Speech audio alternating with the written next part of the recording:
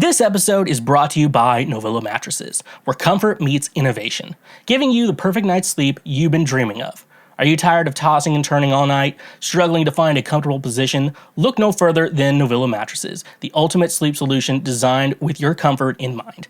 Experience the luxury of a good night's sleep with Novilla's advanced mattress technology. Their mattresses are crafted using the finest materials, providing the perfect balance of support and softness. Whether you prefer a plush feel or a firmer surface, Novilla has a mattress that caters to your unique sleep preference. But what sets Novilla apart from the rest? It's their commitment to innovation and quality. Each mattress is thoughtfully engineered to provide optimal spinal alignment, reducing pressure points and ensuring you wake up feeling refreshed and rejuvenated every morning.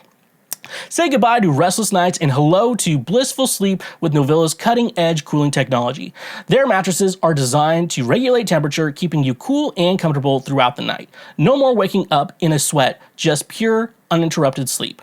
Worried about allergens and dust mites? Don't be. Novilla mattresses are hypoallergenic and resistant to common allergens, ensuring a healthier sleep environment for you and your loved ones. And here's the best part. Novilla is committed to affordability. They believe that everyone deserves a great night's sleep without breaking the bank. That's why their mattresses are competitively priced, giving you the best value for your money. But don't just take our word for it. Join the thousands of satisfied customers who have already made the switch to Novilla.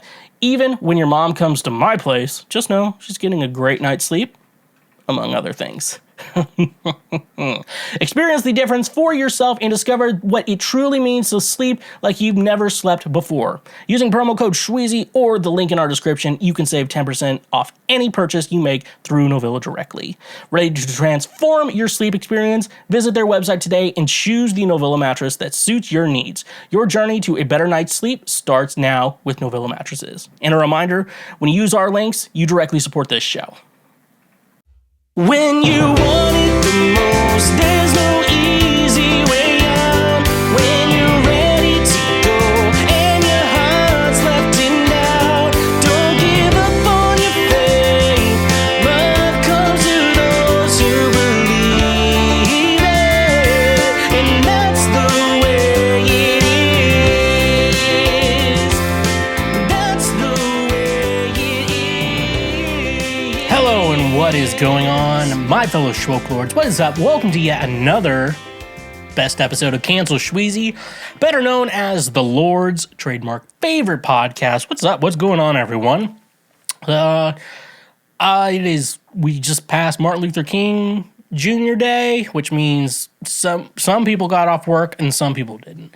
And it's safe to say, if your boss didn't give you MLK Day off, they are racist. So make sure that you file a lawsuit against any employer who is not giving you Martin Luther King Day off. And I actually do think that actually is something I think people should do. Be like, I worked some fucking job once, and I went to it was a smaller company, and I went to the owners of the company, and I was just like, why is Martin Luther King Day off? Are you trying to say something? You just go to the fucking boss, and they can't fire you for shit like that. If you're just like, hey, is there a reason? To fire someone, you have to have a really good reason, and you can't just, you can't fire them. If you're a boss, you cannot fire an employee for asking why they didn't get Martin Luther King Day off. Are you trying to say something? You can't fire. I know you can't, assuming you say it okay. You say it normally and not weird, then you'll probably be fine, But yeah, bosses can't really fire you for being like, oh, is there a racial reason why we don't do this? Unless you work some religious job. I know.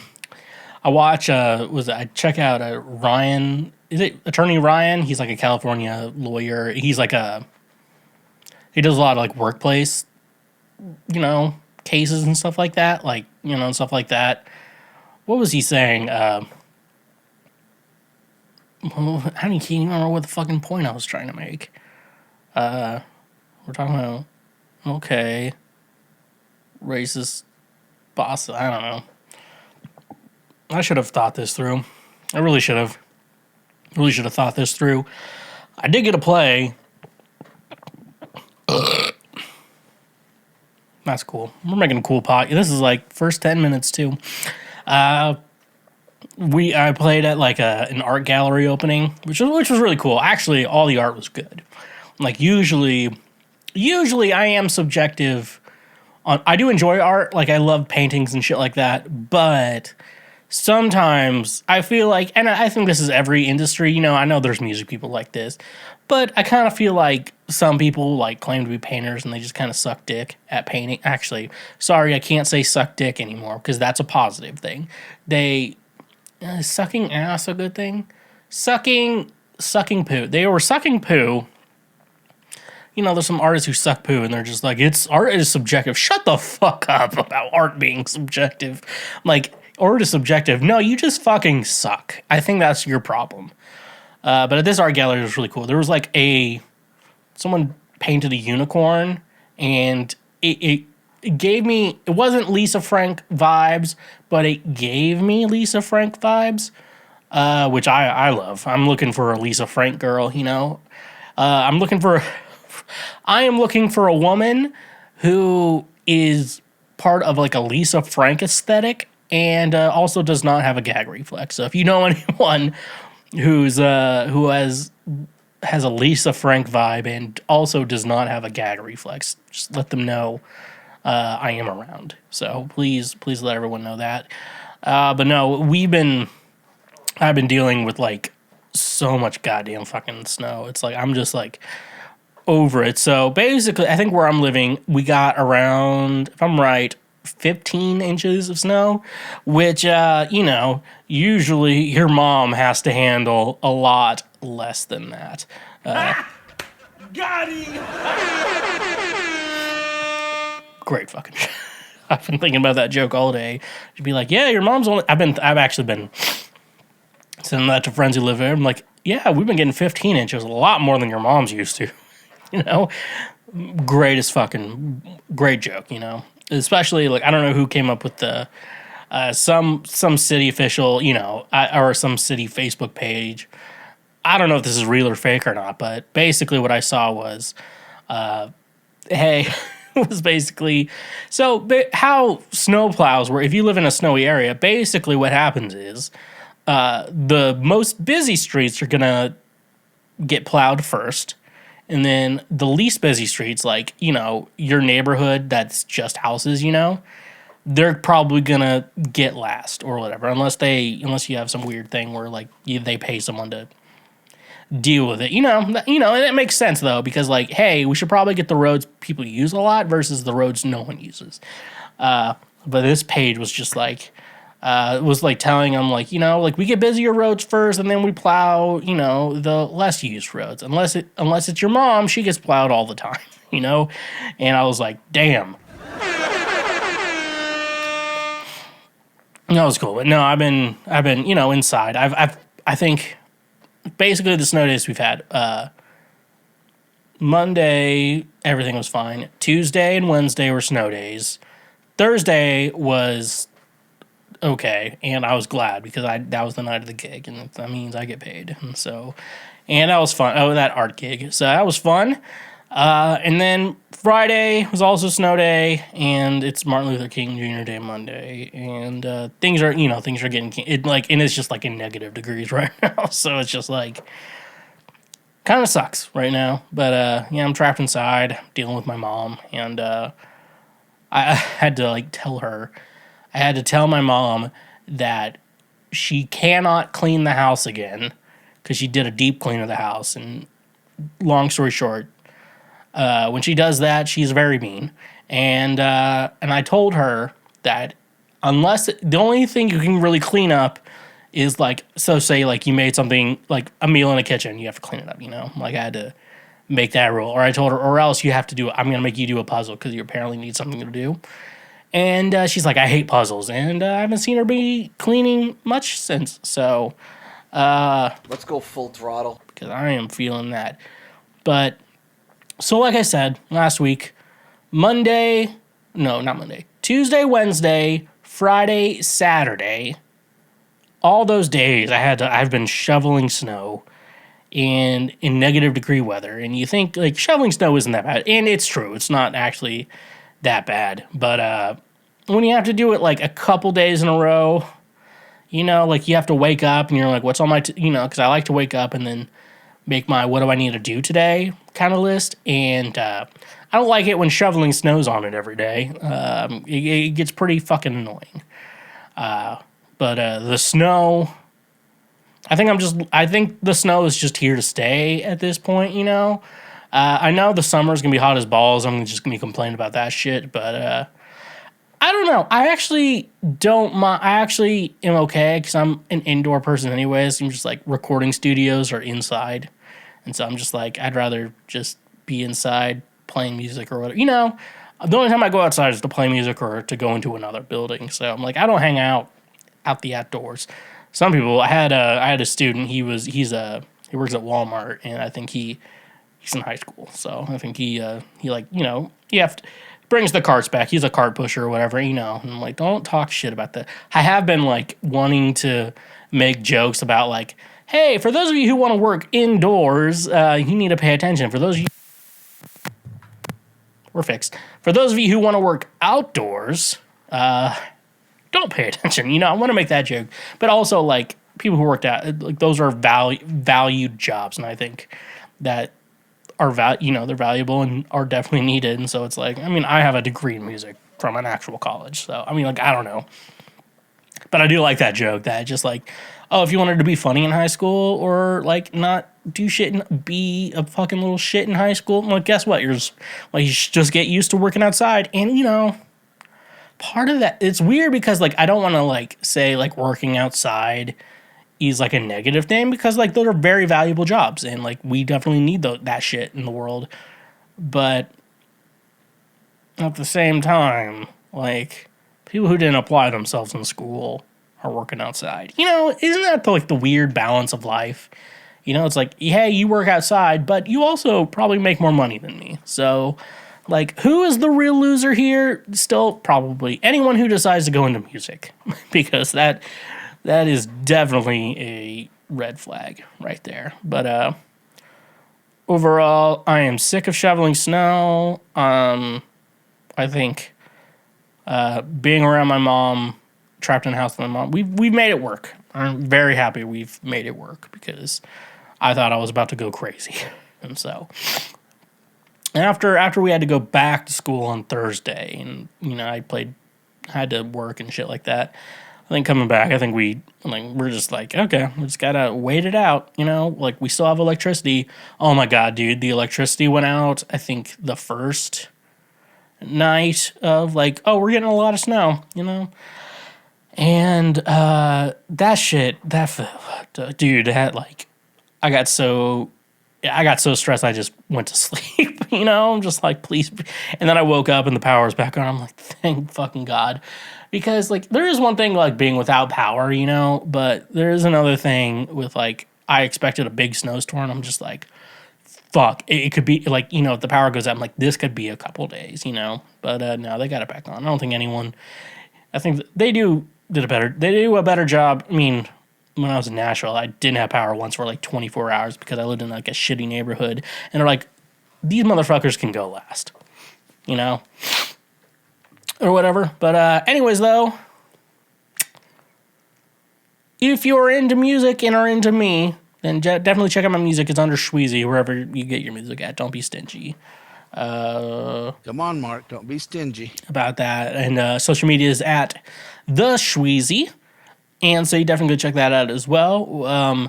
We do have Patreon. We do have a Patreon page, which is basically a donation page at this point. But we also have Cash App and PayPal, which are also good ways for you to help out the show in any way you want to. But make sure you're doing all the free shit you can do. If you're listening, make sure you check out our YouTube page, like the episodes, share the episodes, subscribe. Make sure you're subscribed. We're trying to infiltrate algorithms, so make sure you're subscribed on YouTube. Even if you just never check out the show on YouTube and continue with like a majority of this audience on the audio only platform, which I understand. So definitely check that out. But if you are an audio listener, give us a review, leave us a rating, 5, 4, 3, 2, or 1 stars. You know, that shit and stuff like that. So just make sure you help the show out. Please help the show out any way you can. That'd be the so I like to call Cool stuff, slick stuff, neat stuff. Of all the things you could possibly be doing. So let's jump into previous week right now, which is just last week's news right now. With all the snow, I can't imagine there was much. And that is also true. So let's just jump into it. So we get to do our segment again. We get to play the same sound drop, and our segment we like to call Cool stuff, slick stuff, neat stuff. Where we just kind of go over what the fuck Garth Brooks has been kind of doing in the world. So this is from Snopes. Snopes is usually just like a fact checker. They just like make sure someone says something. They just verify if it was like actually truthful, which, you know, is pretty cool that we have to have it. But nevertheless, he persisted. Is Garth Brooks quitting country music? On January 6, 2024, the anniversary or something, the Dunning-Kruger Times, an offshoot of America's Last Line of Defense, published an article positing,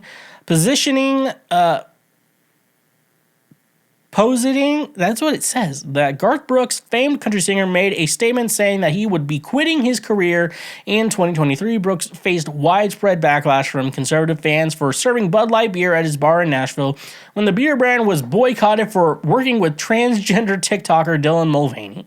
The claim that Brooks was quitting was posted to the outlet's Facebook page and quickly garnered more than 9,400 reactions and 6,600 comments at the time of this writing. Good, your music's okay, but the woke crap ain't cutting it, one of the top commenters read. The article began, Garth Brooks is quitting country music. I don't fit in anymore. Garth Brooks has one of the most successful careers in country music imaginable until he threw it all away with one remark about fans being a-holes. While defending the woke beer Bud Light, Brooks lost it all. Now the former great says he's quitting the country scene completely. I don't fit in anymore. Said Brooks, country just isn't what it used to be.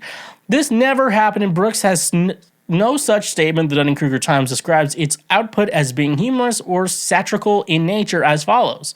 Everything on this website is fiction. It is not a lie, and it is not fake news because it is not real. If you believe that it is real, you should have your head examined. Any similarities between this site's pure fantasy and actual people, places, and events are purely coincidental, and all images should be considered altered and satirical. See above if you're still having the same thing. Brooks is still active in the country music scene. In fact, in November 2023, he added 18 shows to his popular Las Vegas residency due to popular demand. We've previously debunked other rumors related to Brooks, such as the Lee Greenwood suggested he retire and Carrie Underwood canceled a show with him. All right. So, yeah, no. Thank you, Snopes, for helping the R words of the world and insert whatever R word you want to do. Could be ridiculous, could be Republican, I don't know. Could be the other one. There's one that probably is not going to fit, but that's up to some of y'all. It is interesting about the Bud Light shit, like how people still care. Kid Rock's over it. You know, didn't we talk about on this show that, like, Kid Rock is over? You're like, I'm drinking Bud Light again. I don't give a shit. I'm like, and also, obviously, Bud Light was they were kind of dumb. I'm not saying Dylan didn't deserve to, like, do a thing with Bud Light, but it kind of seems to me, though, that most fans of Bud Light are not... You know, if you're going to advertise Bud Light to Bud Light fans or people, I don't know, like who you're trying to advertise to, I don't know, if a transgender woman is going to be because like light beer is like, and Bud Light is like a staple in like country and, you know, like country bumpkins, you know, and shit like that. Like a good old Budweiser, you know, Bud Light, you know, my man, you know, and shit like that. It's, you know, like, yeah, it was interesting doing that. I'm like, I don't know, man, maybe you should try to target your actual audience, you know? Like, I'm just gonna be honest, I don't know a lot of trans women who drink a lot of Bud Light, you know? If that's who you're trying to advertise to, I guess, you know, I don't think it's gonna be a good idea. I think, hopefully, I feel like we're downhill on the, we're over the hill on the whole pandering type thing. Now that South Park has had to say something about it, I think hopefully hopefully, yeah, I would say, like, at least in regards to, like, Hollywood or movies and music and shit like that, I think we can go back to, like, hey, this person's black and they're making good music. Okay, the fact that they make good music is why I like them, not because they're black, you know? And I genuinely do think that, though, and I'm genuinely on the side of, I'm like, hey, just like someone for who they are. Don't try to, like, be like, they're a black artist, so therefore you should try to like them. Like, just let them make good music, and then I'll decide if I like them or not, you know? Like, I'm not gonna, as for me, I don't decide on music based on race or gender and shit like that. But yeah, no, I think it is interesting, though.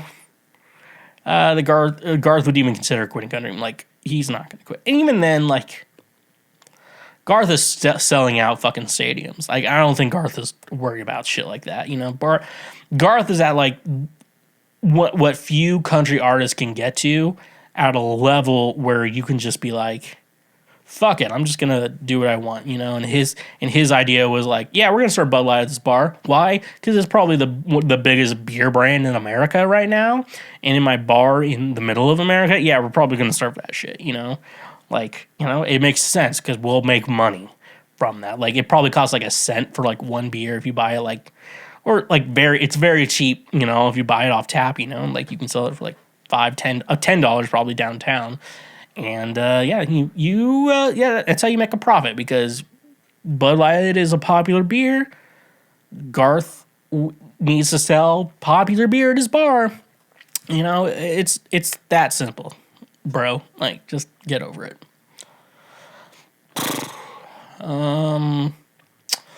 This is from the Christian Post. We are letting the motherfucker named Mike Bickle back again. This is America, you dumb son of a bitch, okay? From the Christian Post, David Slicker joins list of leaders leaving IHOP Kansas City amid Mike Bickle investigation. International House of Prayer Kansas City has announced the resignation of IHOP University President David Slicker as the ministry continues losing leaders weeks after permanently cutting ties with founder Mike Bickle, who remains under investigation for serious allegations including sexual immorality. After 7 years of faithful service, our dear brother in Christ, David Slicker, has decided to step down as president of IHOP U. The ministry announced in a statement Friday. David is also stepping down from the IHOP Kansas City executive leadership team, effective immediately. This was a mutual decision made in the best interest of the IHOP Kansas City community and David's family, the ministry added. The executive committee of IHOP KC's board of directors, the executive leadership team, and IHOP U's leadership team all unanimously agreed to have Matt Candler appointed as the new president of IHOP U, effective immediately. Matt and his leadership team will be communicating all the necessary information with the faculty and students in the coming days. Thank you for your continued prayer in this season, the ministry statement added. Slicker's departure comes approximately 2 weeks after IHOP KC spokesperson Eric Voles announced that the ministry permanently parted ways with Bickle, who founded the 24/7 Prayer Ministry in 1999. Since taking over management of the crisis, the executive committee has received new information to now confirm a level of inappropriate behavior on the part of Mike Bickle that requires IHOP KC to immediately formally permanently separate from him, Voles said in his announcement. Executive Director Stuart Greaves also resigned from the ministry, including his role on the board of directors, Voles noted, but did not offer a reason for Greaves' decision. Greaves was replaced by General Kurt Fuller, I'm assuming General Kurt Fuller, who took over the management of this crisis on December 10th. Brad Tebbett, another leader who was most recently served as admissions manager of IHOP University, resigned in December after former staff members of IHOP KC raised concerns about past sexual misconduct allegations against him. Voles noted that an independent investigation into Bickle's behavior is currently underway under new IHOP KC's leadership and released a letter from Rosalie McNamara, an attorney hired by the ministry, stating that she is free from any influence by any individual or organization, including IHOP Kansas City. On December 12th, more than a month after IHOP Kansas City's leadership announced that at least one allegation of abuse, including sexual immorality, made against Bickle has some credibility, the embattled minister confessed to civil misconduct he committed over 20 years ago. With a very heavy heart, I want to express how deeply grieved I am that my past sins have led to so much pain, confusion, and division in the body of Christ in this hour. I sadly admit that 20 plus years ago, I sinned by engaging in inappropriate behavior. My moral failures were real, Bickle said in a statement. I am not admitting to the more intense sexual activities that some are suggesting. A woman identified as Jane Doe by the Reuters report alleged that for approximately 3 years from 1996 to 1999, Bickle paid for her apartment, gave her a key to his office, and engaged in every sexual act with her except copulation. She claimed that the IHOP founder wooed her with scripture when she was 19 and he was 42, then made her a kept woman for several years as he established his now popular ministry. IHOP founding member Dwayne Roberts, former IHOP executive leadership team member Brian Kim, and former Forerunner church pastor Wes Martin said in an October joint statement that they are the ones who first confronted IHOP leaders about the allegations against Bickle, spanning several decades. They alleged that before meeting with IHOP's leadership team, they attempted to discuss the allegations directly with Bickle in the spirit of Matthew 18:15-17, but were rebuffed. They claimed that Bickle was attempted to intimidate, isolate, manipulate, and discredit his alleged victim. When these allegations were brought to our attention, we were shocked. We could never have imagined that inappropriate conduct with women as something we would ever need to be concerned about, Roberts, Kim, and Martin said. In the statement, the allegations seemed out of character to the man we thought we knew, but they were so serious we could not ignore them. IHOP released a report on initial findings in November saying that IHOP executive leadership team treated the allegations against Bickle as credible and asked him to step away from public ministry on October 24th when they were first confronted with allegations. The report also stated that IHOP was able to identify 5 of the 8 victims the complaint group alleges were Bickle's victims. 3 of the alleged victims called the allegations lies, while 1 of the alleged victims refused to communicate with IHOP's attorneys. Only Jane Doe was found credible, and Bickle said in his statement that he believed he had repented of that sin long ago. Okay, holy shit, lot to go over here. First of all, it is, I mean, from what it looks like, it is nice to see that it did cause a split in their leadership team. This, like, because from what I've been hearing so far about this and what I've researched and everything in regards to this, a good chunk of the leadership team was like, we're fucking ride or die for this. Do I want to use the ride or die? Do I want to use this? First of all, ride or die, bitch. I don't think ride or die counts for sexual misconduct, fellas. I think it's, but also I don't think it'd be like, I gotta turn this guy in. I think it's just like, dude, that dude's fucking, that dude did some shit or whatever. Stuff like that. So also, I do have to say something here. IHOP KC University, or IHOP U, you know, I gotta tell you, I've done my research into them, and I'm gonna tell you, they're not accredited. And I'm gonna tell you right now, a lot of Christian colleges are not accredited. And if you want to know why, it's because they're teaching made up shit, you know? Like a college that teaches made up shit is not going to be accredited, you know? Like there's a local college I know a bunch of people who went to, it's not an accredited college. There's not a lot of Christian accredited colleges. It's kind of like old school colleges that are like, yeah, at one point, I don't know, there was like a Christian stance on this or whatever. But like, it's like saying like Yale is a Christian university or like Vanderbilt is a Christian. I'm like, I mean, you're kind of right, but like not really anymore. Like no one says like have Christian University Vanderbilt or whatever, you know. And yeah, if your college isn't accredited, that means they're teaching you not real things. I just wanted to let everyone know that for the most part. But I think hopefully, you know, this only gives me so many details, but I think I'm going to say David Slicker was probably one of the few people who were like, yeah, Mike Bickle's kind of a piece of shit. And he was like, I guess I have to step down now. Or like, you know, because the people who are stepping down are the people who have integrity, people who have morals, you know, because, you know, I get asked by fucking, Christians all the time. It's like, how do you determine right from wrong? I'm like, my morals and ethics. That's how I determine. I don't like have to be told. You know, I'm 30 years old. I don't have to be told what is right and what is wrong. You know, and it's like I get mad when I have to when I'm like. And that's why I don't have tons of arguments with Republicans that aren't just me harassing them. Because at the end of the day, it's like I'm not gonna waste my time and energy trying to convince you why you should be a good person. You know, that's exactly what I think here. But yeah, no, it is good to see like some people who were on the leadership team at IHOP have some integrity because like I don't know, like not every like I don't know. You put 12 men in. I'll put people like women too. Women can have integrity, folks. I don't know why I'm saying men. You put 12 people into a room. Tell them everything you know about Mike Bickle.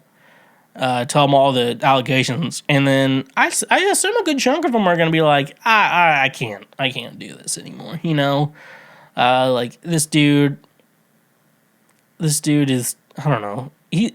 At the end of the day, Mike Bickle is just making up shit. You know. Like he made up half of everything. He made up shit and then tried to build an empire off shit he made up. You know?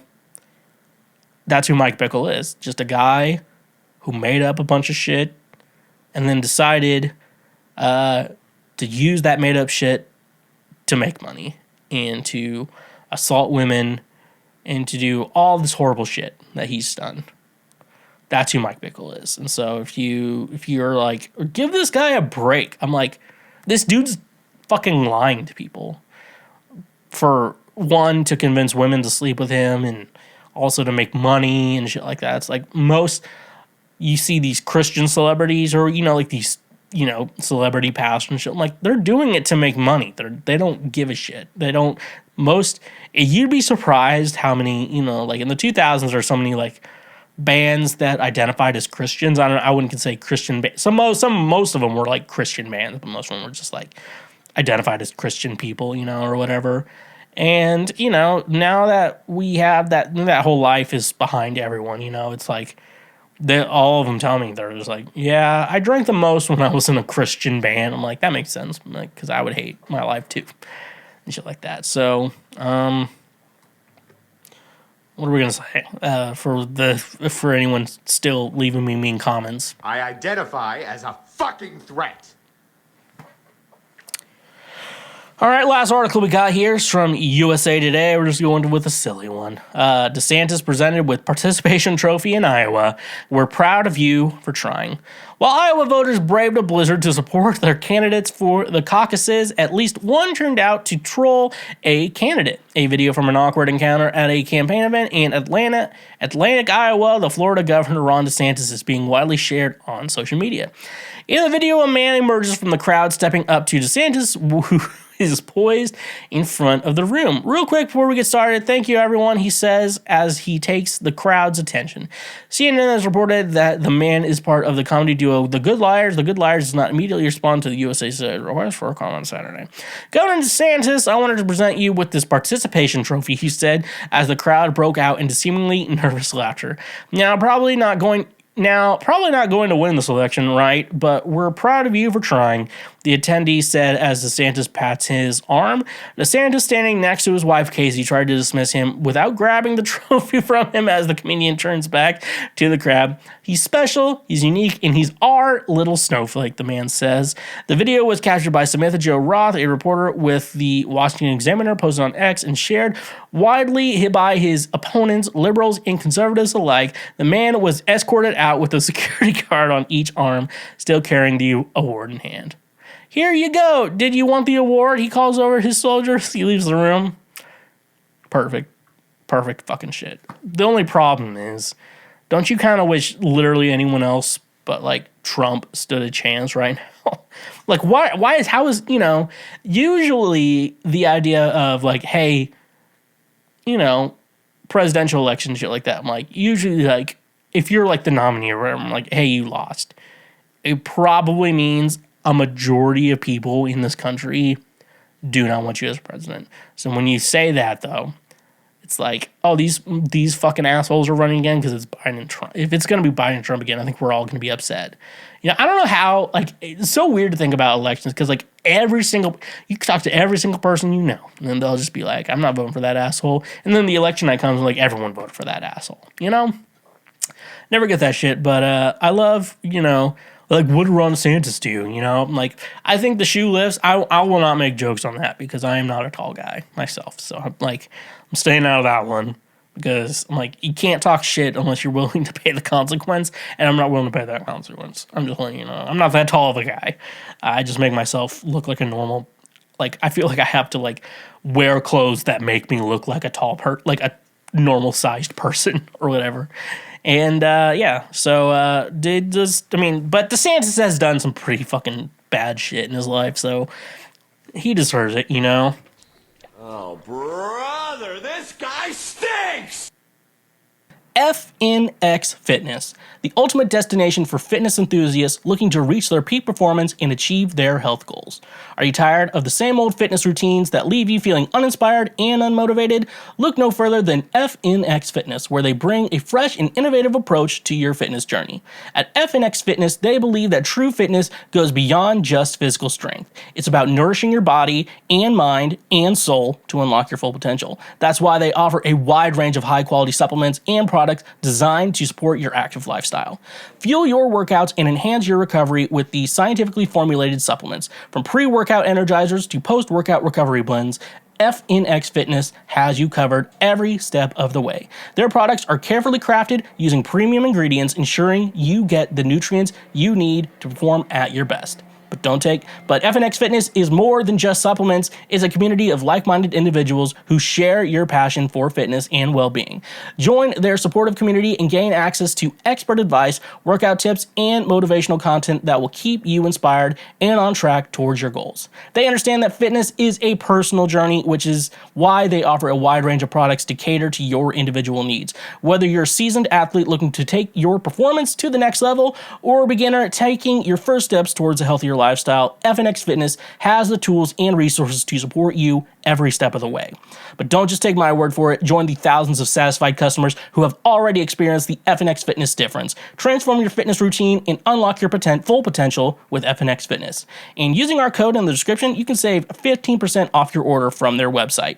Ready to take your fitness to the next level? Visit their website on your nearest retailer today and discover the power of FNX Fitness. Elevate your performance, fuel your passion, and become the best version of yourself with FNX Fitness. And a reminder, when you use our links, you directly support this show. Cash App, the easiest way to send, spend, and save money with just a few taps on your phone. Are you tired of dealing with the hassle of carrying cash or waiting in long lines at the bank? With Cash App, you can say goodbye to those inconveniences and hello to a seamless financial experience. Sending money to friends and family has never been easier, whether you're splitting the bill at dinner, paying your share of rent, or simply sending a birthday gift. Cash App lets you transfer money instantly, directly from your bank account. No need to worry about writing checks or handling physical cash anymore. But Cash App doesn't stop there. It's complete financial ecosystem right at your fingertips. Use the app to easily pay for your morning coffee, groceries, or even your monthly subscriptions. With just a simple scan or tap, you can make purchases at millions of locations, both online and offline. And here's the best part. Cash App helps you save money too. With its innovative Boost feature, you can unlock exclusive discounts and cashback rewards at popular retailers, restaurants, and even your favorite services. It's like having your own personal saving assistant, always looking out for the best deals. Worried about security? Cash App has you covered. With top-notch encryption and advanced security features, your financial information is always protected. Plus, if you have ever had any question or concerns, Cash App's dedicated customer support team is available 24/7 to assist you. So why wait? Join millions of satisfied users and experience the convenience, speed, and savings that Cash App brings to your financial life. Download the app today from your app store and start spending and saving money like never before. Luckily, the best part is, if you sign up using the link in the description, you get a free $5 just for signing up. That's literally just free money. So join Cash App today. The future of money is here. And when you use our links, you directly support this show.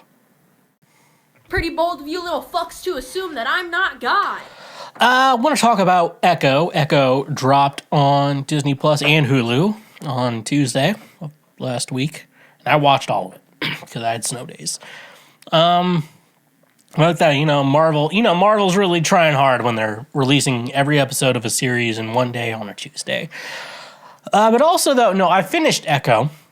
And I gotta say, I really do like it. Like, I like this show. I like Echo as a character. Alaqua Cox, fantastic portrayal of Maya Lopez. Because I definitely think she was. And then, like, her little cousin, I think it was a little cousin or niece or something related to her. That's Little Maya. So, Little Maya from the Hawkeye series and then Little Maya from this show are actually related to Alaqua Cox. So that was really cool because we're like, that is way too good a cast. We were all like, that is way too good a casting. And we were right. It was too good because they are related. And that's okay. But no, I want to talk about Echo. And I think about it like Echo, as a little girl clone in The Bad Batch would say. My name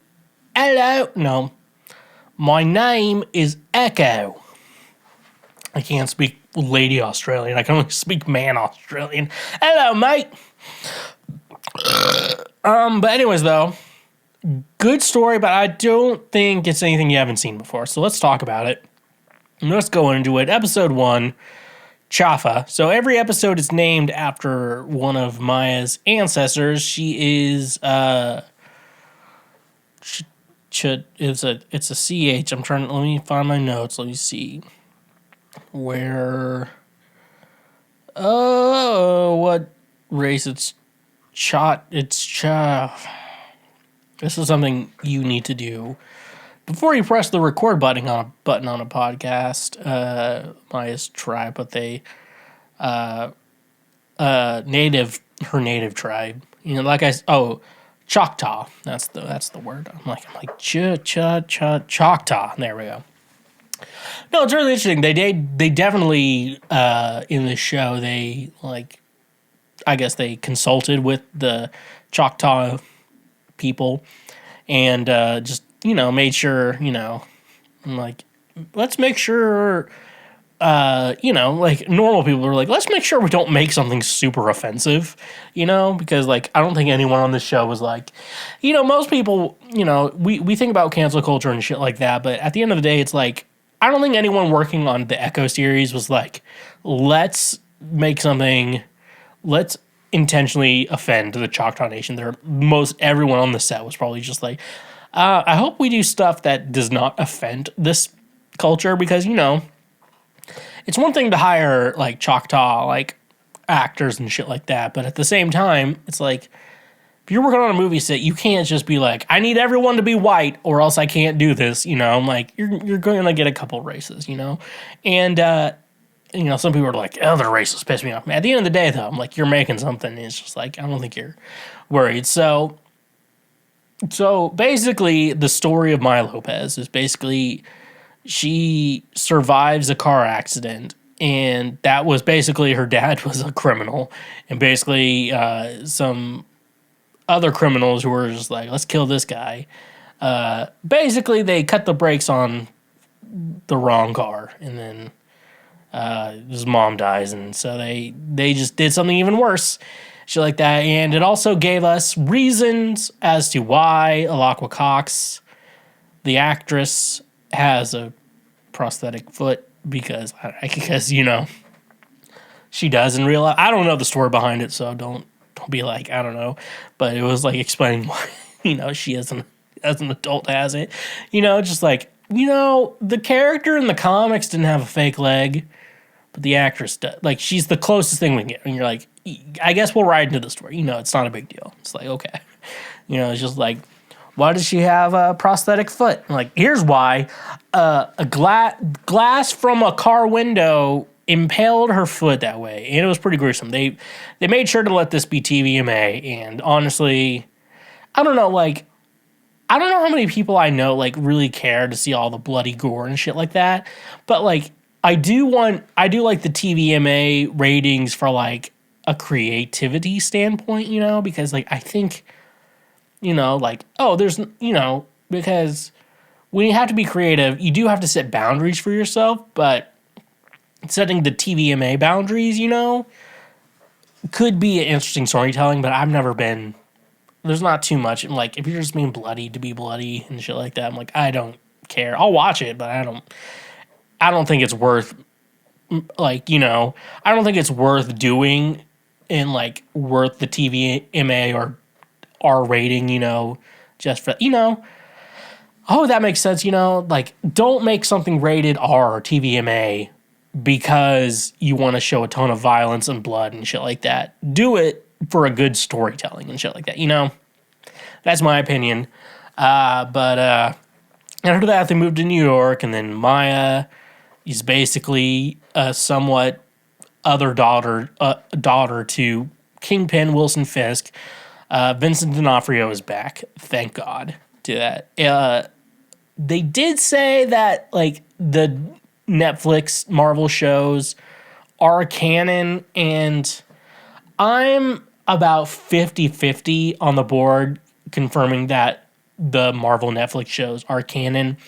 I give it into the sense that the first 2 seasons of Daredevil, let me say it right, are canon, but canon as in, like, those events happened, but they are different from what actually happened in the MCU. That's how I give it. Until we see Luke Cage, Jessica Jones, and God forbid Iron Fist. Please not bring back Iron Fist. I mean, I'm not blaming the actor, but the way that it was written was god-awful. So, they say that's canon. I just put the first 2 seasons of Daredevil, and I'm just giving it that. So, confirm. And I know there's other Disney Plus and shit like that, but that's my rule. So, if you don't know what happened at the end of Hawkeye, basically, Ronan, a.k.a. Clint Barton, confronts Maya and says, like, your boss, a.k.a. Kingpin, hired me to kill those guys in my lowest point of existing. And so, it's his fault. And at the end of the Hawkeye series, Maya basically just fucking shoots Kingpin, like, straight on. And, yeah, he lives because we all expected he'd live because we expect him to be another shit, So basically, yeah, it sums up the Hawkeye series, at least, in a way. People think it's over-edited. I'm not, I think it's okay because they decided to put it under the Marvel Spotlight, which, if you don't know, the Marvel Spotlight, why you saw that, I guess, over it, is the reasoning behind it is, hey, guys, you don't need to know anything else. You can watch the show without understanding the rest of Marvel. That's the point we're at, which, in my mind, I think, hey, Marvel, just make movies that do matter because, like, we don't know when we're going to see Moon Knight again. We don't know when we're going to see Shang-Chi again, which I'm assuming is soon because What If really did talk about it in the show. I guess we didn't talk about What If on the show. I don't think we have to. Stuff like that. So they've delved into some projects that don't really matter to the MCU on Phase 4, because technically Phase 4, there's more technically, like, there's more hours of content in Phase 4 than there are in the first 3 Marvel phases combined, And so it's just like, we don't know when we're going to see Moon Knight again. That doesn't really connect to anything. Werewolf by Night clearly doesn't connect to anything. Like, this show also feels like it does not connect to the rest of the MCU, and so I'm really hoping it does, which sounds like it is because it's going to be in Daredevil Born Again, and we all know that if they're going to do a Wilson Fisk Kingpin story, they're going to bring Spider-Man into it. Sony would be dumb to not do a Spider-Man Kingpin story without Vincent D'Onofrio and Tom Holland. Like, they're dumb. Let's get back into the show, though. Daredevil, it's basically Maya's origin story, this episode 1. And, yeah, they showed Daredevil in this episode, and they really advertised this show as, like, hey, Daredevil's a part of this. But if you watched the trailers of this show with Daredevil in it, like, that's pretty much all it is. It's just, like, Fisk is just like, hey, Maya, you did a pretty good job keeping up with him for, my man can't, but you did a good job, That was all Daredevil was. And fucking Charlie Cox is so fucking good. I'm so ready for him. So he was in Spider-Man No Way Home, he was in She-Hulk, and he was in this show. So I'm like, I'm just ready for this shit. So if you didn't watch Hawkeye, you probably wouldn't get a lot of this. But basically, I think the big point of episode 1 is basically understanding that, hey, Wilson Fisk, who was like another father figure to Maya, killed her actual father, and Maya's not really cool about that.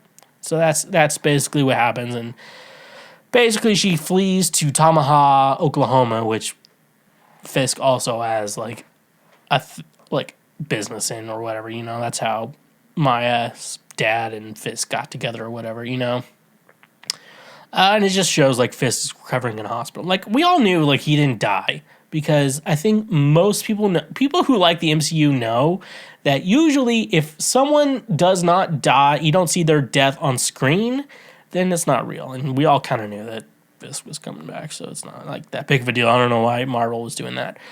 On to episode 2, Loak, which is another one of Maya's ancestors. Basically, it starts off with like a flashback. They're playing this game Stickball. I think that's what it says in my notes. It's just called Stickball. And I guess if you know Choctaw or whatever culture, apparently, because the brownie. I guess is that instead of just like going to war and killing each other, they would play sports games. And I guess maybe that's that's history in itself, that like we used to play sports instead of going to war with each other. And, maybe we should do that, like if our soccer team's better than yours, you guys need to calm the fuck down. You're sent back to that memory. And I don't think that basically what the series is trying to say is that Maya's powers are from her ancestors, yada, yada, yada. Like, that's basically it. The show is missing. Like, the show was supposed to be 6 episodes, but it was 5, and so I think a lot of that stuff was cut out. But I guess the idea is that Maya's powers and her ability to fight and shit like that comes from her ancestors, and she echoes... We said the title. She echoes their powers, which in the comics, she's basically just like Taskmaster, where she just can just copy someone's fighting abilities and shit like that, which is cooler, but I don't know. Like, it's the MCU. They got to do things a little different, Like, we can't, the MCU can't just be telling the same ass fucking, like, you don't want to just reread, the way comic book movies work is that you don't want basically just a retelling of a comic story. You really generally want like a new telling of it in a new way, but you also want to see like Captain America lifting up Mjolnir, like you want that too. And so it's definitely Marvel's way of making their own original universe in this Marvel multiverse, that's how it is.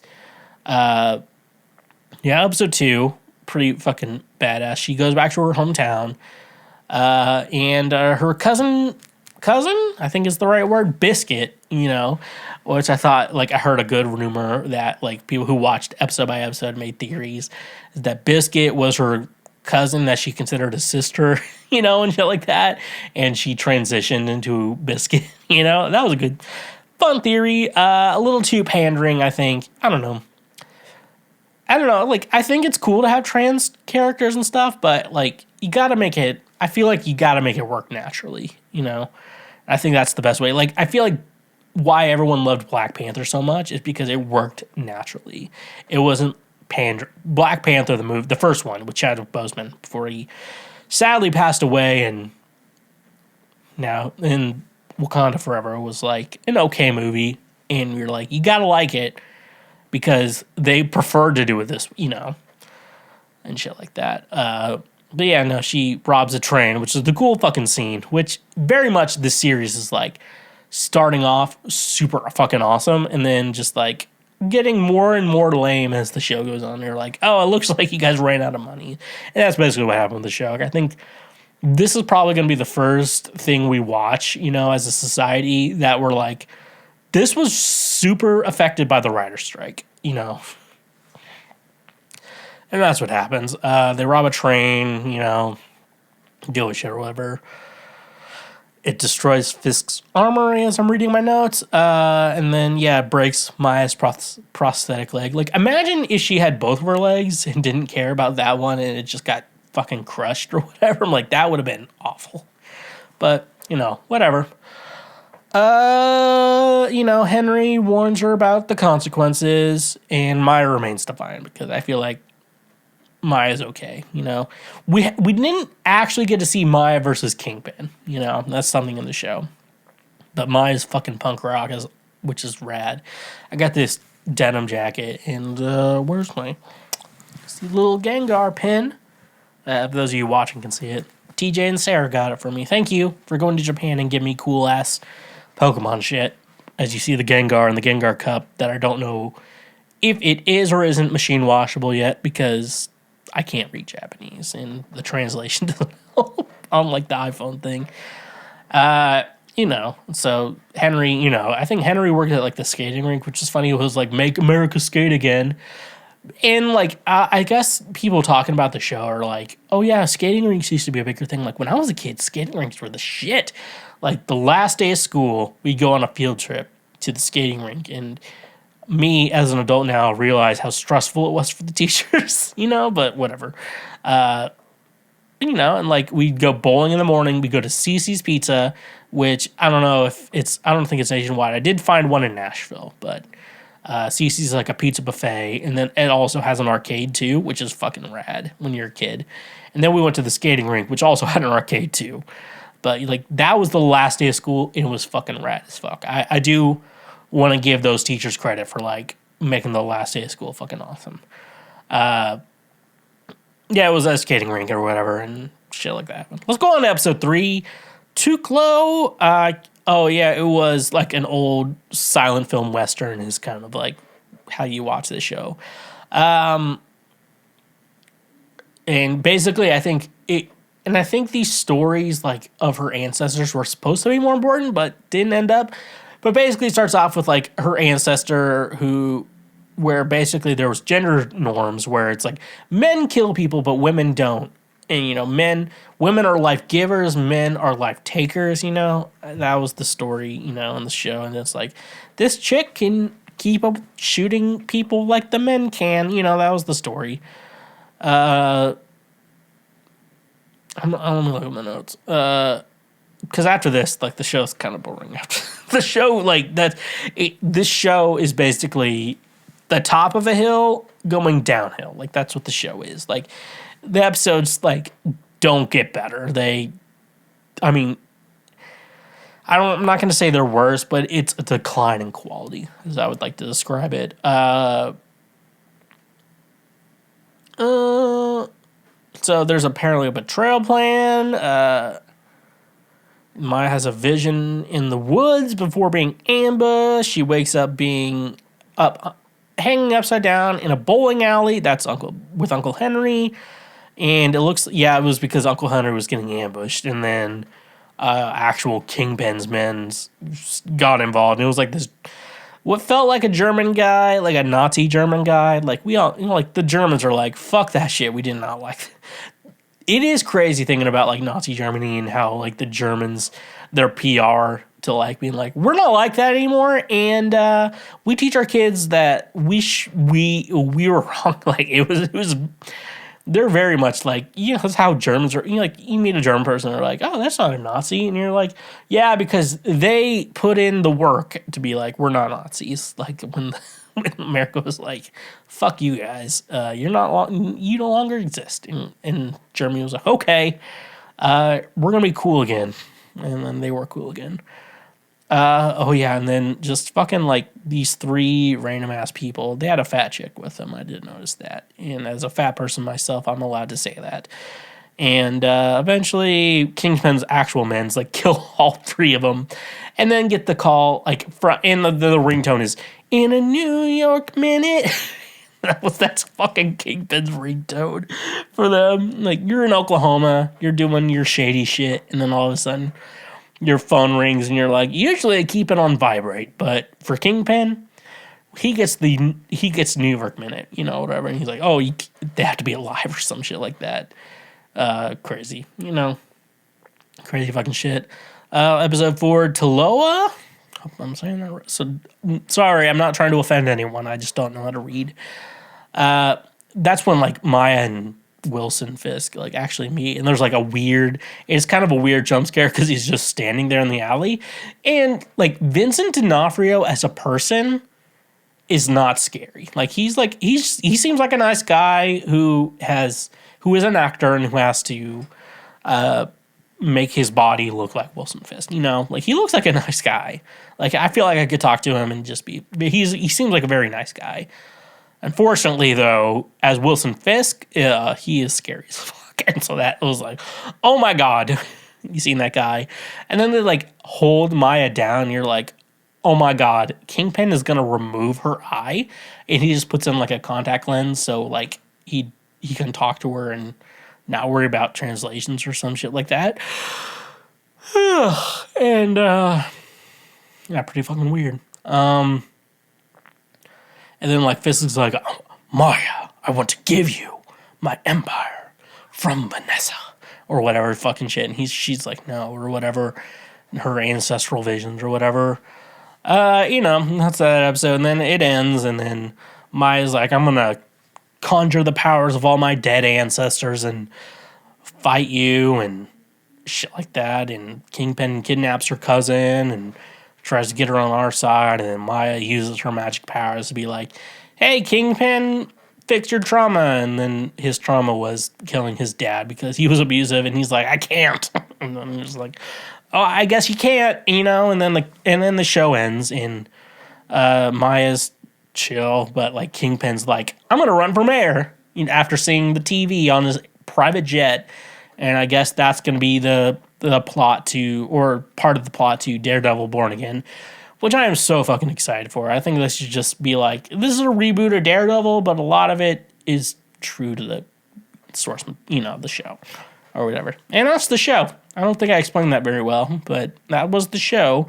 Vincent D'Onofrio's Kingpin, just probably up there with the best Marvel villains, you know, like, who would we put? Doc Ock, whatever the fuck his name is. He's up there, best Marvel villains. Vincent D'Onofrio is definitely up there, like, best Marvel villains. Thanos, Josh Brolin, definitely best Marvel villains. Magneto, Ian McKellen, I think he counts too. You know, it's not just them. I feel like every part of Marvel, you know, has a good villain, and Kingpin is. I'm excited to see where they go with Kingpin because there's so many fucking stories to tell. And, you know, they told a lot of stories in the Daredevil Marvel series, but like I say, I'm only considering kind of the first 2 seasons as canon right now until they prove me wrong. You know, unless they define it in the MCU, it's the part of it's not canon. That's really under my thing. And, you know, I talked about the Marvel Spotlight where it's like, I think Marvel needs to move in a direction where it's like, there's like, these are the main Marvel storylines, these are side stories, yada, yada, yada, you know. I think that's good too. And overall, yeah, I think, should Marvel have released this all in one day? I would say those first 2 episodes could have been, like, a good week to week because we would have been talking about that Daredevil shit for an entire week. But after episode 2, it's like 3, 4, and 5. Like, I don't know. Like, you know, it's that, you know.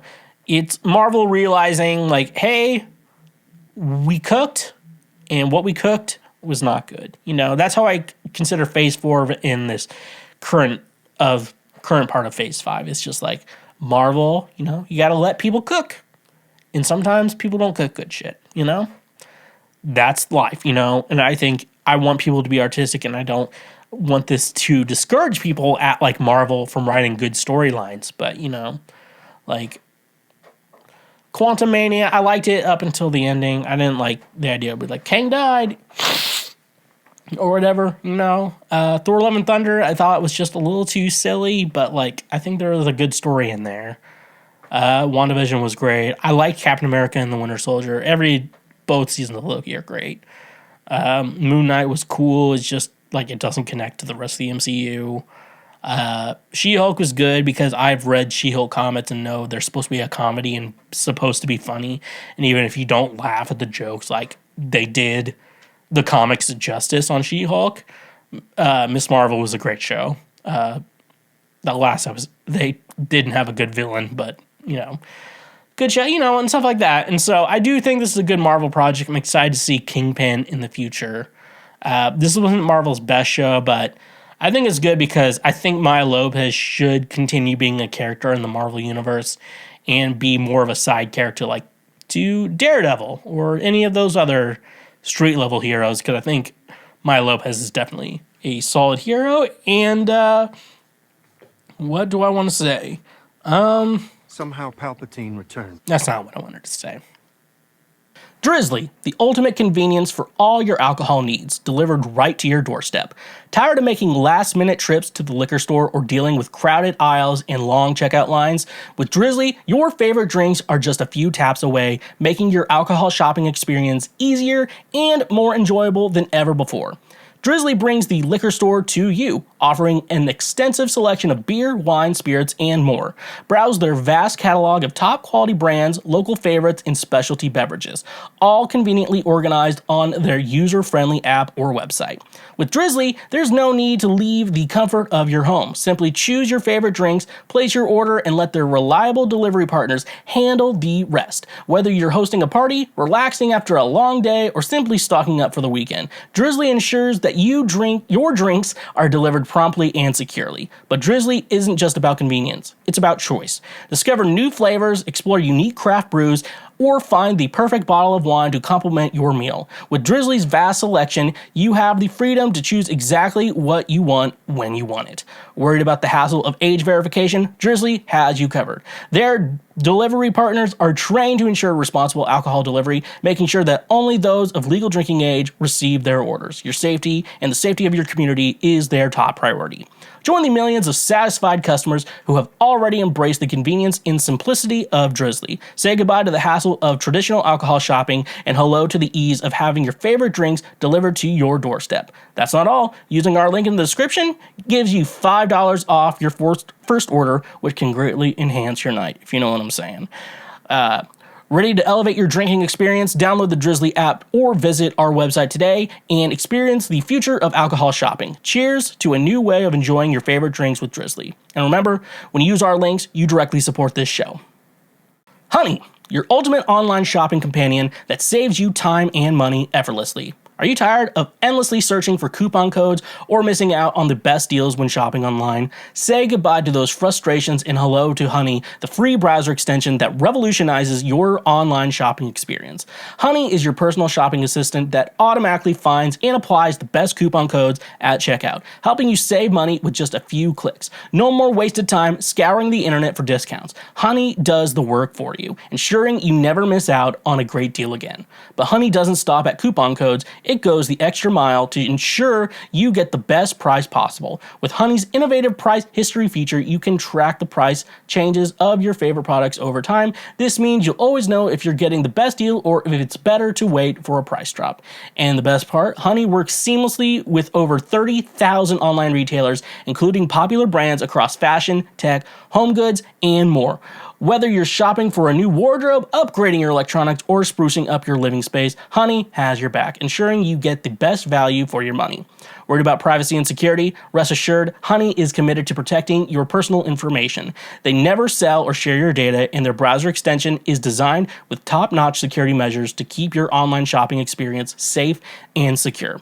Join the millions of satisfied users like me who have already saved millions of dollars with Honey. Download the Honey browser extension today and unlock a world of savings every time you shop online. Don't miss out on an incredible deal and the chance to save money effortlessly. Experience the power of Honey and take your online shopping to a whole new level. Honey, the sweetest way to shop online. And remember, when you use our links, you directly support this show. Oh no! Our table! It is time for Oh No, Our Table, the part of the podcast where I just answer questions. I'm just answering questions, folks. That's all I'm doing today. So, Let's just jump into it. my boyfriend is watching gay porn and using unsafe bathroom objects. What? In my first serious relationship, I've discovered that my partner has been using unsuitable items for anal stimulation, raising concerns about hygiene and safety. Additionally, I found out about his extensive use of gay porn, despite him denying it in the past conversations. He claims it's related to a porn addiction and expresses a desire to stop. I'm conflicted about his honesty and intentions. While he proposes therapy, I'm unsure about the path forward, seeking second opinions on how to address this situation and whether therapy is a viable option. All right, so I'm just gonna I'm gonna explain the situation, what's happening here, folks. So, her boyfriend, a woman is asking me, who is in her first real relationship, she's asking me this question, okay? Woman who's never been in a relationship before, this is her first relationship, okay? We gotta keep that in mind. Her boyfriend is using items that are not meant to be put in the anus while masturbating to gay porn, okay? I think we all know the answer to this question, right? Do I have to explain it to people? I am going to have to explain it to people. This dude's gay, okay? This dude is a real gay. He's super gay. He's real gay. If I'm just saying, ladies, if you're having a problem in your life and the situation is that your boyfriend keeps shoving things up his butt and looks at gay porn, like that dude, that's a gay dude. That is a gay man, okay? Like, I don't even know. Are you stupid or something? Like, I don't understand how someone can write this question. I don't understand how you could write the questions like, my boyfriend is shoving things up his asshole and is looking at gay porn. How do I fix this situation? Like, how do you fix the situation? Bitch, your man is gay. Like, this is a gay man. If you're looking at gay porn, and shoving things up your asshole, like, you're gay. Like, that is what gay men have built their entire lives around. They built their entire lives around looking at gay men have sex and shoving things up their assholes. Like, that's what it is. Like, are you stupid or something? I know it's your first relationship, but are you just that delusional that your boyfriend is gay and is legit dating you to prove that he's not gay when he's shoving plunger? I have to imagine it's the plunger stem, the little wooden plunger handle. Like, I have to imagine he's shoving that shit up his ass. You're saying it's in the bathroom. Like, the fact that you're not telling it to me says a lot about what's going on.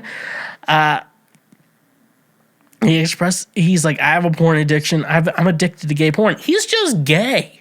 Like, this dude's just gay. If you just be like, hey, I hired a guy to fuck you, like, that guy would have been like, I am all on board on that shit because this dude is gay. You are straight. You're in a straight relationship with a gay man. You need to accept the facts that you decided to date a gay person, and you need to fucking move on and figure your life out from there. Like, dude, seriously. Like, you should know what you're doing. God, that was only question one. God damn. What aspects in porn are not reflective of real life sex? I think every woman can continually tell you everything they think about this. But here's a guy's perspective on this situation. Women, I don't know, for the most part, I feel like porn skips foreplay. And as the foreplay king, I would be the one to know everything about this. And yeah, porn definitely skips the foreplay part. And, it is weird to think about, because you watch porn and you're just like, ugh, I want to go to the mall, but I don't have a ride to get to the mall. Stepbrother, you have a car. If I suck your dick while I go, can you take me to the mall? You know, like, that's what porn is. And, like, in no real life situation, like, I feel like no woman has ever been so desperate. I guess the answer is yeah. There actually has been some women who have been that desperate, but, like, you know, women don't usually be like, I'll suck your dick if you let me do this. You know, that's like a last resort kind of thing, you know.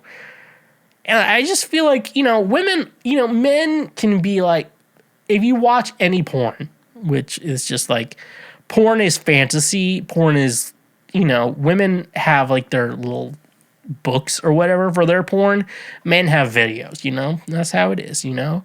And you have to realize those books are not real, and that porn is not real. And especially if you meet porn stars, they're just like, oh no, I just let them fuck me and then I got paid, you know, and it was on camera. I guess, you know, that's how it is, you know, that's how life works, you know. It's like, I got fucked and I got paid for it, you know. And you realize that, like, the women in these are not actually in love with the man in the story or you.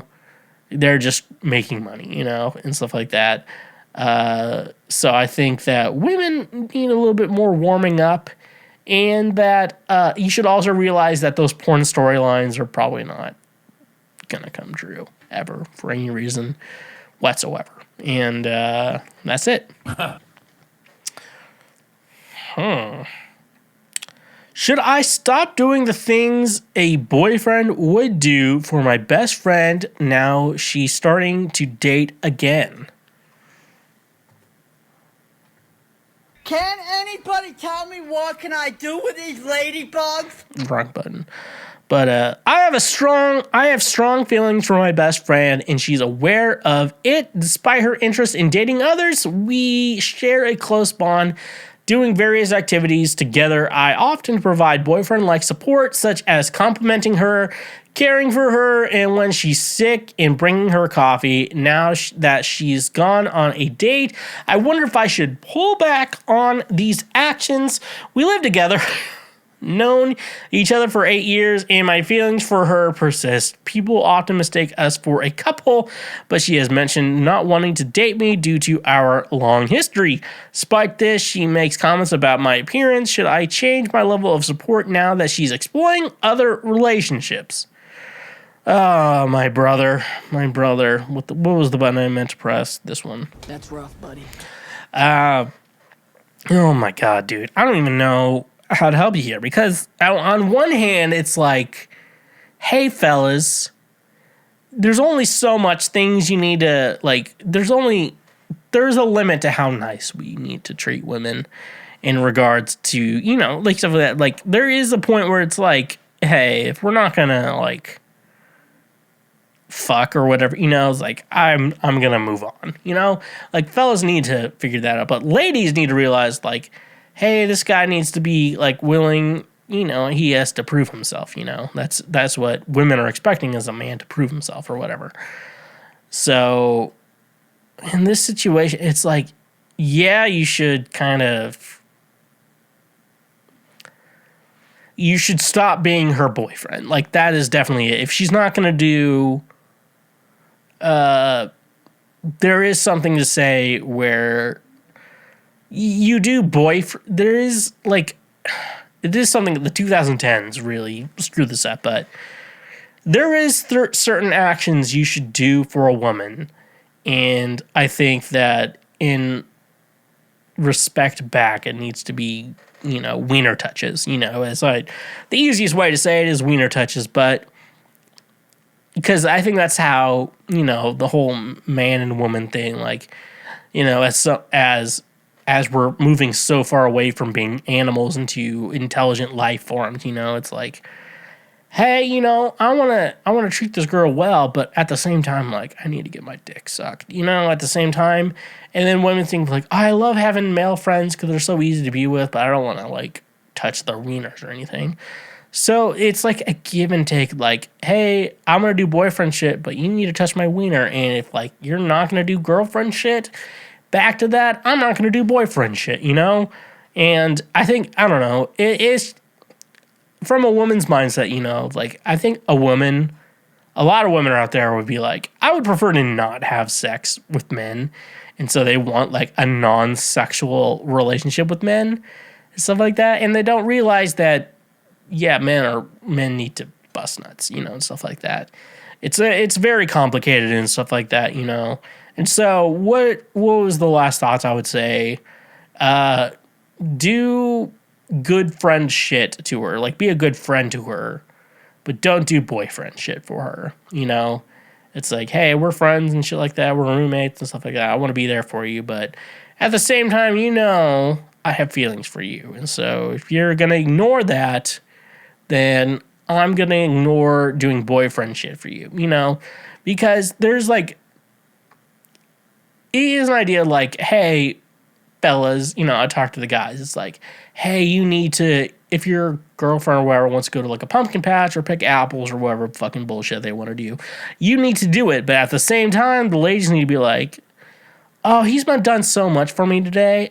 I need to make him bust a nut. You know, it's all like a balancing act. It's all about balance and a, you know, good life and, you know, whatever fucking shit. Who's been texting me? Just some dum-dums. Okay. My boyfriend asked permission for everything, which killed the mood for me. Boyfriend of 4 months tends to be overly cautious, contrasting with my more spontaneous nature. Last night marked our first intimate encounter, and though enjoyable, his constant request for permission dampened the mood. I appreciate his care, but wish for more spontaneity. How can I address this for a more intuitive connection next time? Okay. So this is what culture is like. We're now in 2024. Like, this is what culture is like. So let's just look at this situation. You're a woman, and you wish before your boyfriend tried some shit, he didn't ask your permission. He just tried it. But at the same time, men today are told, we're talking about cancel culture. We talk about Me Too. We talk about how men need to be treating women, and especially, we're in work, in the workforce right now, how men should be treating, it's not that complicated. You treat them like an, employee, coworker, et cetera, and stuff like that. For men to be respectful to women, something that we need to do is, ask for permission and shit like that. Before you try stuff during intimate encounters, as you would say. But at the same time, if a man tried something that you really, really, really, really, really don't like, he's going to be canceled and run through the mud and news articles written about him, et cetera, et cetera. Men are a lot more conscious today, at least us millennials are. The millennial men, for the most part, are. So you have to, from a man's perspective, I think you have to understand, do you want him to be the guy who asks permission and is kind of a buzzkill because he respects you? Or do you want a guy that could potentially sexually assault you, ladies? So you can't have both. You have to have one or the other. That's how it is. So it sounds like you have a guy who really does respect you and is just kind of doesn't want to, he respects you and doesn't want to assault you and anything. So you have to understand, for men to not assault women, we're not going to be as sexy. So you have to understand, okay, we'll take that risk. And if a man comes on to me and I'm not into him, hey, I guess I have to deal with it. Or we can live in this more woke world where it's hey, men are going to be asking permission to be more thoughtful and caring towards our needs and shit like that. You can't have both. That's I say that as someone who would prefer both existed, but the world doesn't work that way. You can't have both. And so that's how it is. I approached a woman first and got humiliated. After an interview feeling confident, I tried striking up conversations with girls in clothing stores on my way home. In one store, I asked a girl about job opportunities, initiating conversation despite some small talk. When I asked her for her number, she burst out into laughter, and it became embarrassing and customers walked by. I eventually jokingly assumed she's taken, and she's confirmed with a laugh, feeling a bit pathetic. I left, realizing the worst she could say is no. Like, yeah. Yeah, the worst she can say is not no. The worst she can say is ruining who you are as a person. That is honestly though. But what I have to say though for the male in this perspective, you know, if you're dating, you have to shoot your shot, and to shoot your shot means you run the risk of playing yourself. And do we have that?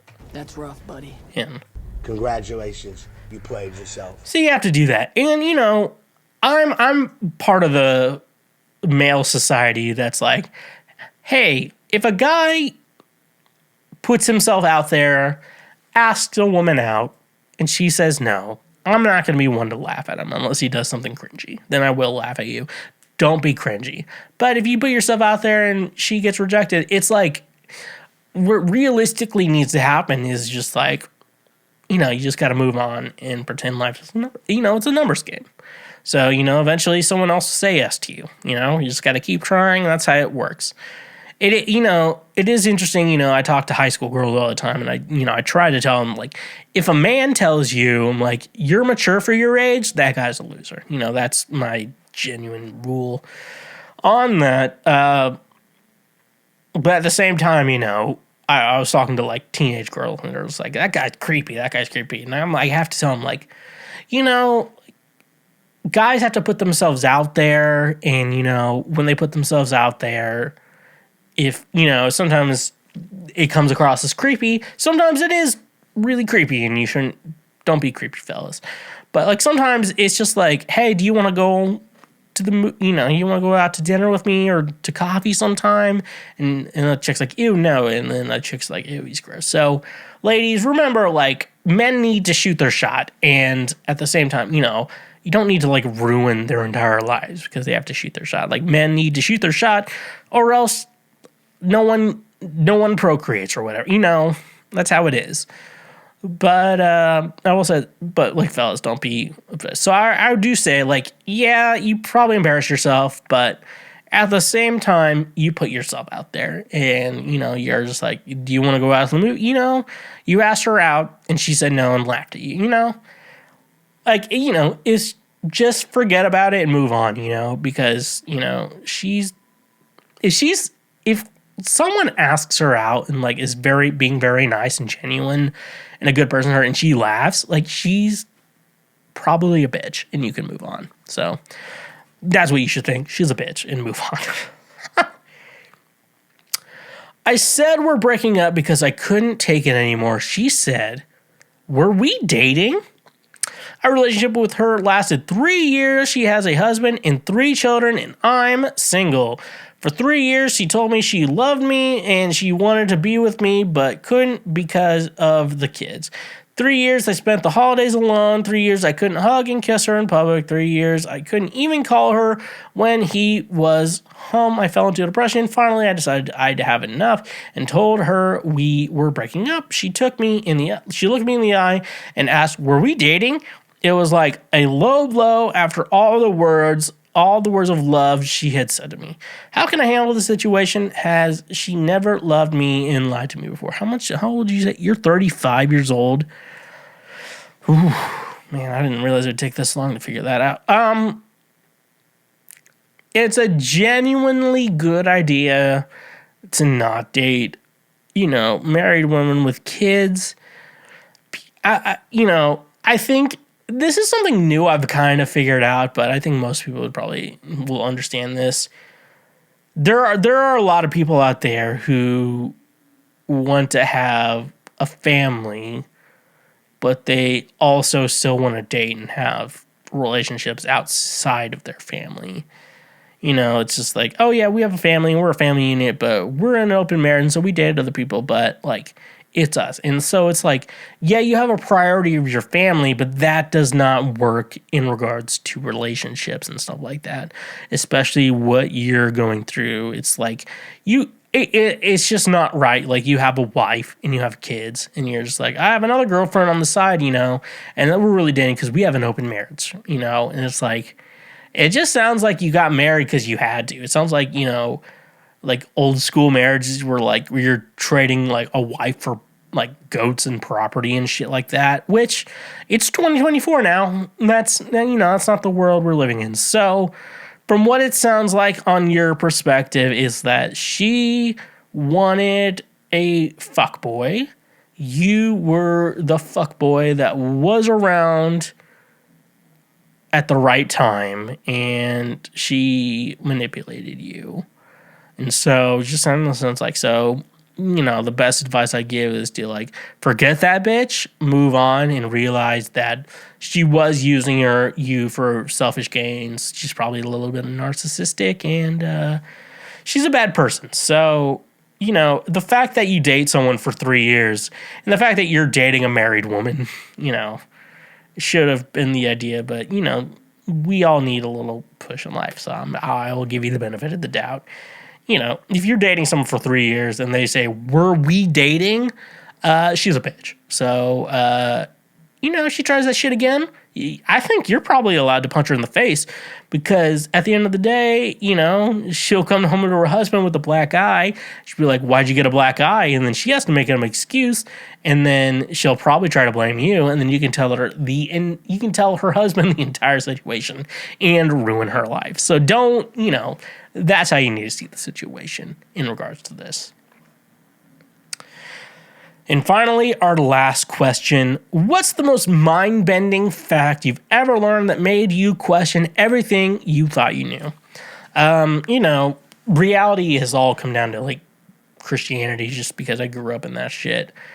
I think the big factor that, like, changed my perspective of reality, it was just in the idea of trying to understand the Bible. Because you have to think, the Bible itself is multiple different like essays from different sources, and then you realize, can we confirm if this is a good source or not? And the answer is no. You cannot confirm or deny it, but you cannot confirm that's a good source. Like, we don't have any proof that the Jews were lost in the desert for 40 years. We have no proof of that. We should have proof of that. We have no proof of that. We have no proof Moses part of the Red Sea. We don't even really have proof of Moses, of him existing and stuff like that. We barely have proof of King David and stuff like that. So it's just understanding that the Bible was written by people like you and me, and it wasn't written, because like when I grew up in Christianity, my mindset was like God possessed these people and like just wrote all this shit down and be like, this is what it is. And then you realize it was people's perspectives, and Paul's letters were like, hey, we're building kind of like a community of Christians and shit like that, and here's how we need to respond. And like he was just writing personal letters to probably people on how to run their organization and shit like that. You know, like you realize it was written by just mostly men, people like me and you, and you just like that. And then men decide, I'm like, you know, this book should be in the Bible, but I don't really like this story, and I don't want to preach on this, so I don't want this story in the Bible, like the Book of Enoch or some shit like that, you know, like that. The Bible was man-made, and humans were the ones who decided what's in it, what's not in it. It's not, even if you do want to believe in, you know, Christian God and shit like that, the Bible is not the word of God. It's the word of men who were inspired by what God did, in quotations, and who wrote it down and released that shit to the public. You know, that's what the Bible is. It's just a bunch of stories from people, some firsthand accounts, some clearly not firsthand accounts, and their stories and everything from there. Not saying like there's not good things in that stuff. Like there's a lot of good stories in the Bible and a lot of good shit that you can learn from. The Good Samaritan, you know, just because someone's your enemy doesn't mean that since they're in danger and are hurting that you shouldn't help them. stuff like that. That is what I think on that. That is my mind bending back. Just remember, the Bible, just, if this is new to you, I would say research what the Bible actually is. Dan McClellan, I believe, is his TikTok name, Instagram name. I think he is Christian. He doesn't talk about his personal beliefs a lot, but he is legit a Bible scholar and knows, Bible says this, the Bible doesn't, like that. And he is a good resource on this. And with all that being said, thank you for listening to this episode of TheSchweezy, better known as the Lord's trademark favorite podcast. Thank you so much for listening today. Social media under TheSchweezy, music under Schweezy as well, Twitch, PayPal, Patreon, Cash Out, all great ways to support us and say thank you for being a friend. Free shit, check out our YouTube page, like our show, leave comments, do all that shit.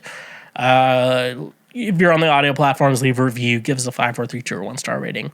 And yeah, honk if you love butt drugs, and stay awesome. Believe it or not, Schweg isn't at home. Please leave a message at the beep. I must be out or I'd pick up the phone. Where could I be? Believe it or not, I'm not home. Thank you for tuning in to TheSchweezy, the Lord's trademark favorite podcast, and joining me on this incredible journey. I hope you've enjoyed the valuable insights and engaging discussion I brought to your ears.